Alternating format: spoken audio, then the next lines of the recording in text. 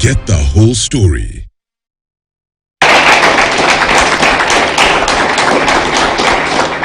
Welcome back to Impact Kenya with me, Jason Nyantino. Tonight we are assessing our readiness as a country for the competence-based curriculum that is being implemented, the CBC. Our next question is from Vincent Ochieng, who is a medical officer. Vincent, your question, please.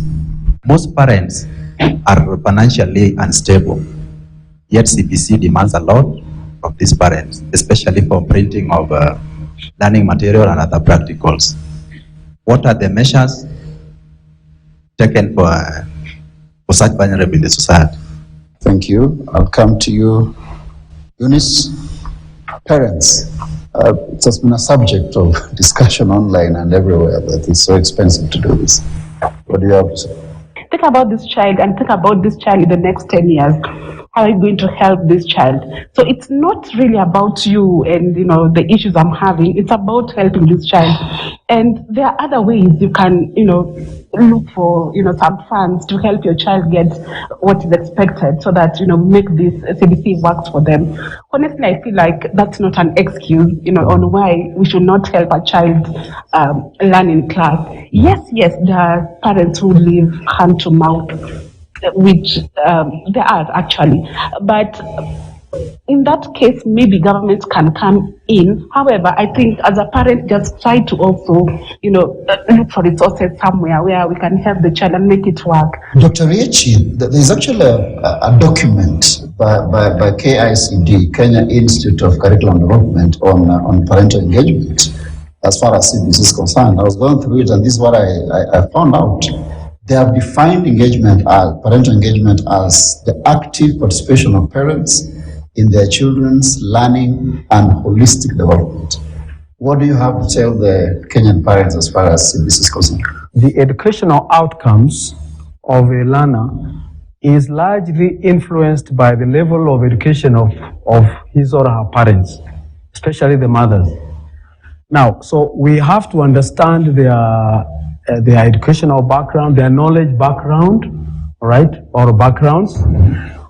That is one thing. Do they understand what CBC requires? Do they have some knowledge regarding what they can do? Secondly, there is a problem in the country, in Kenya, because parents have been made to understand since the reintroduction of free primary education or free education, parents said hallelujah. So their hands are supposed to be off because the government is paying everything. So the concept of free primary, free education, including what we have been promised, free education in Kenya, is something which is our undoing. Because we need to even call it subsidized, so that we can change the thinking of parents that they also need to chip in, but free is actually political. Thirdly, there is need for the government and stakeholders to rapidly move into ways of innovative ways of addressing challenges affecting communities. So if we went to the root causes of some of those challenges, where there's no water, the solar energy, large solar panels can be developed to drill water. Otherwise, it's not realistic that the government can provide all the resources, especially for CBC. Thank you. Let's get to hear from the audience. It's a young audience tonight, and I'm sure there are one or two things to say about CBC. Any question that you want to field? Okay, I would like to ask a question about what has been done to incorporate the private schools into CBC, because I teach in a private school currently. For the public schools, you might get that textbooks have been given to the teachers, but for us, I get a subject like I'm supposed to teach music and art, which I have never learned anywhere in my life, but I have no textbooks. And then I'm still finding that I am working with almost the same as the 844 system. I've seen a lady speaking in the video saying that you find a child is doing only music because that's what they're passionate about. But that is not what is happening currently. So I don't know if I'm the one working on rumors or it's them. Thank you. Thank you. Give her a clap. That's a really My question is to Dr. Riechi. You said that the 844 curriculum started off well, then along the way some subjects were dropped. So how sure are we that subjects are not going to be dropped in the CBC curriculum? Dr. Jepkemei, private schools, have they involved properly in the CBC implementation? I actually want to say that I think there's a problem in how we understand what CBC is. And perhaps that problem is more pronounced in private schools than in public schools. However, my thinking is, and she asked, am I the one who is operating on rumors or is it them? I think everybody seems to be operating on some kind of untruth about what CBC is.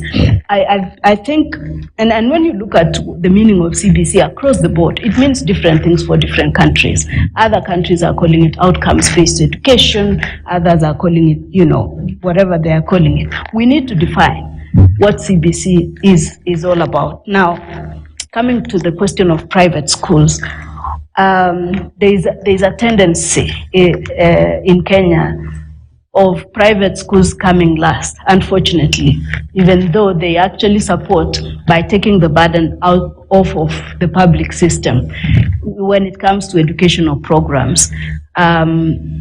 I happen to know a good number of owners of private schools who are actually also struggling to understand what they need to do to be able to, actually prepare the learners. And so my thinking is that this is something that perhaps the Ministry of Education can look into and make sure that the private schools are equally engaged, just like the public.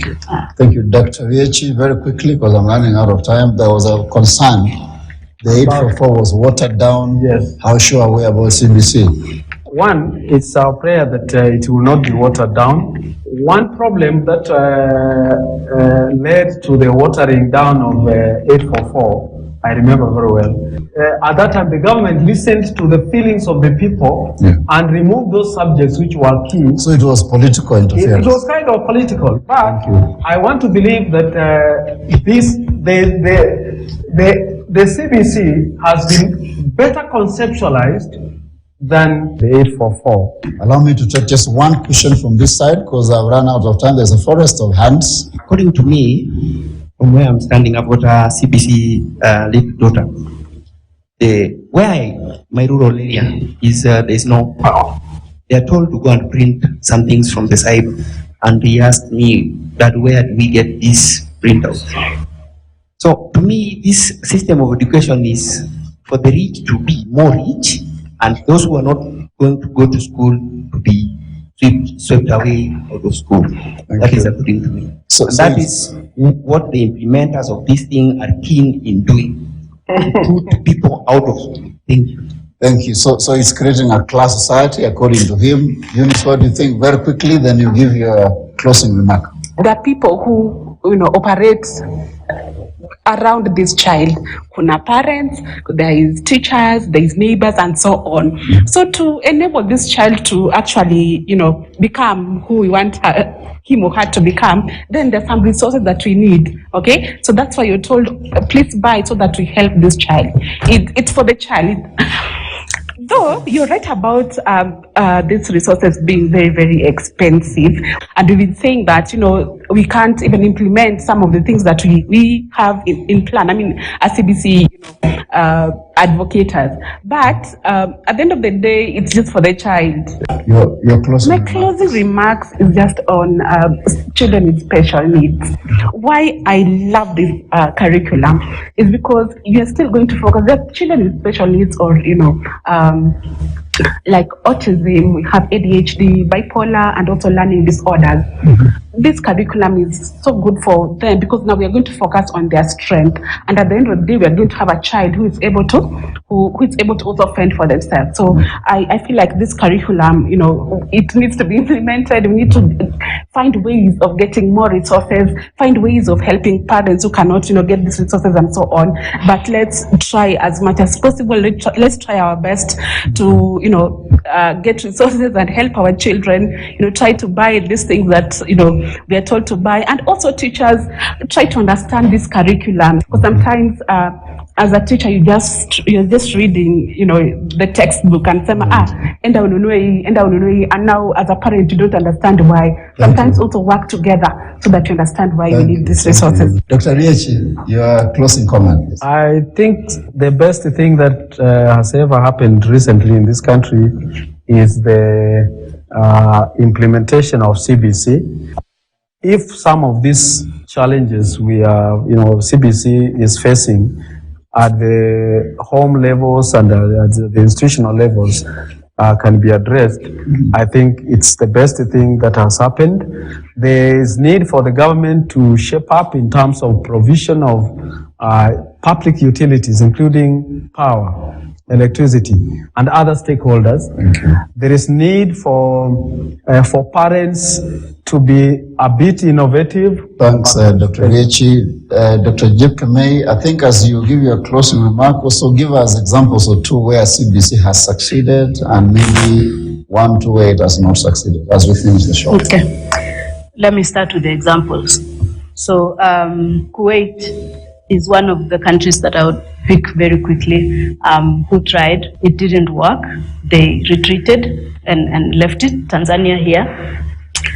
Rwanda has adopted CBC, but they have somewhat modified it in the way they have, in the manner in which they have approached it, such that it's not essentially learner-centered. It's not completely learner-centered. It's a hybrid of teacher-led and learner-centered. So so if it was here in Kenya, I would say they have picked 844 and they have, introduced a little bit of CBC.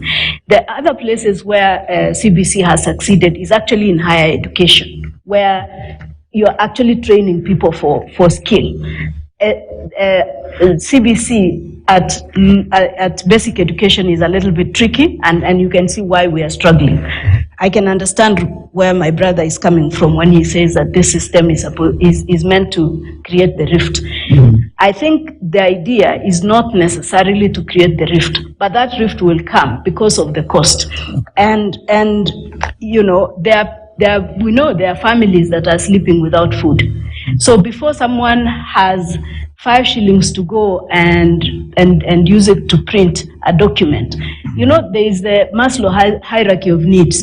You have to take care of the basic needs first before you take care of those other needs. So it is a real concern.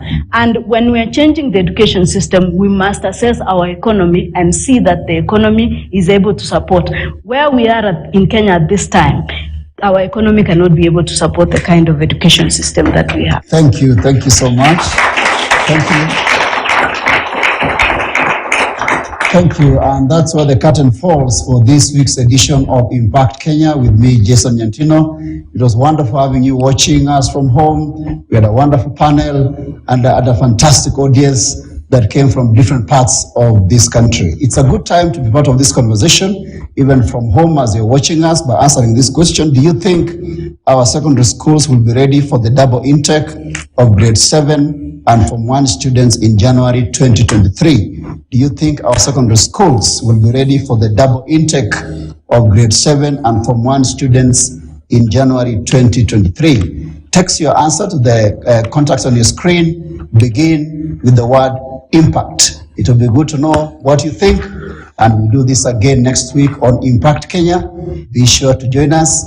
I am Jason Nyantino. Good night.